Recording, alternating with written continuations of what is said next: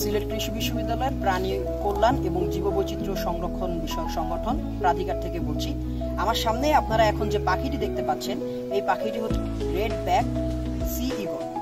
তো পাখিটি বন্য অবস্থাতে থাকা অবস্থায় গত 27 জানুয়ারি সিলেটের মেজরটিলা এলাকার পশ্চিম ভাটপাড়া এলাকাতে আহত অবস্থায় রনি এবং আলিফ নামে স্থানীয় দুজন সচেতন ব্যক্তি উদ্ধার করেন এবং উদ্ধার করে পরবর্তীতে প্রাধিকারের কাছে হস্তান্তর করেন।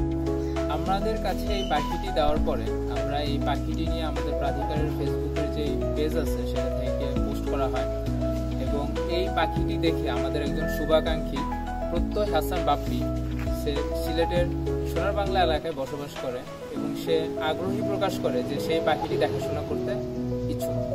পরে আমরা তাকে পাখিটি দেখাশোনা করার জন্য হস্তান্তর করি এবং সে এই পাখিটি প্রায় 11 দিন যাবৎ নিবিড় পরিচর্যার মাধ্যমে আজকে পাখিটিকে সুস্থ করে তোলে।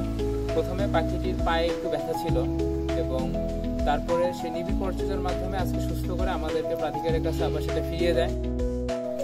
প্রাধিকারের রেস্কিউ প্রোগ্রামের অংশ হিসাবে এই ঈগলটাকে উদ্ধার করা হয়েছে এবং পরিচর্যার পরে বর্তমানে ঈগলটা সুস্থ আছে।